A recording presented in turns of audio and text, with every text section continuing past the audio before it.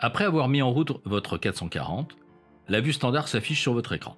Pour changer cette vue, appuyez sur la touche Menu. En plus de la vue standard, vous avez accès à la sélection d'applications. Ouvrir le menu déroulant avec la touche de navigation à droite. Ces applications ne sont disponibles que si vous connectez les sondes compatibles à vos mesures. En validant ce choix, il vous faudra avant toute mesure choisir la géométrie des conduits en cliquant sur Paramètres. Choisissez alors une géométrie ronde, carrée, rectangulaire ou une surface en naviguant avec les touches directionnelles du pavé. Vous pouvez alors choisir le diamètre dans le cadre d'une gaine circulaire. Dans le cas de gaine rectangulaire ou carrée, vous pouvez aussi choisir les dimensions de chaque côté. Il ne vous reste plus qu'à choisir multipoint ou une moyenne temporelle. Nous vous conseillons d'utiliser plutôt le multipoint. Plus vous multiplierez les points de mesure, plus votre mesure finale sera fiable. Montez les accessoires sur la poignée Bluetooth. Connectez la poignée à votre 440 en appuyant sur la touche orange. Le voyant passe au vert quand la connexion est effectuée. Les prises de mesure en gaine suivent des protocoles en fonction du type de gaine et de la précision recherchée. Testo organise des formations aérauliques, n'hésitez pas à nous contacter pour en savoir plus.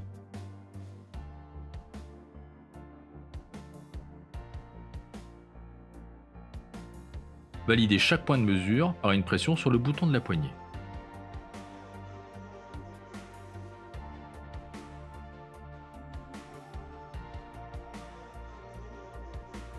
À la fin des mesures, enregistrez les valeurs dans l'appareil.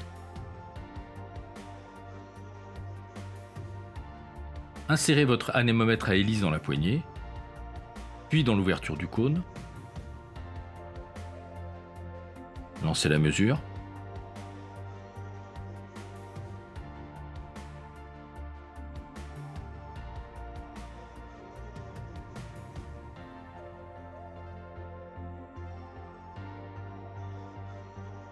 Enregistrez.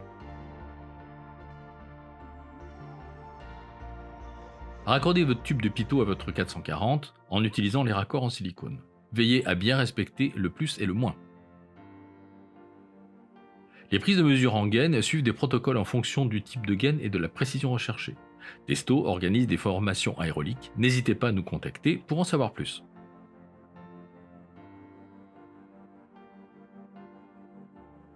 À la fin des mesures, enregistrez les valeurs dans l'appareil.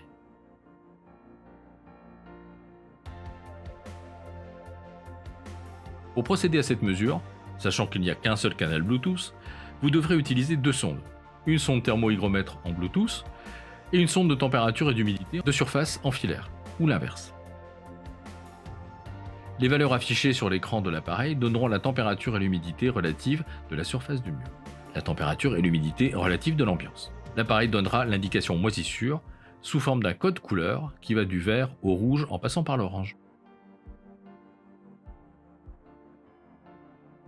Pour procéder à cette mesure, il est nécessaire d'utiliser la sonde de turbulence filaire ainsi que le trépied de mesure de confort thermique avec positionnement des sondes conforme à la norme.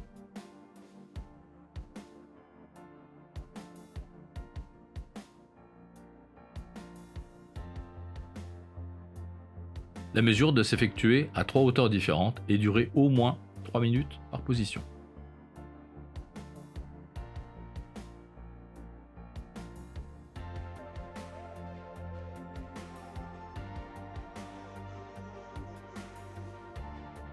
Sur le menu, choisissez Mode enregistrement. Vous avez alors accès à la configuration de ce mode de prise de mesure. En appuyant sur la touche Configuration, vous pourrez programmer la prise de mesure en choisissant l'intervalle d'enregistrement et la durée de la phase de mesure. En appuyant sur la touche Retour, vous revenez à l'écran d'affichage des valeurs. Lancez la mesure en appuyant sur OK.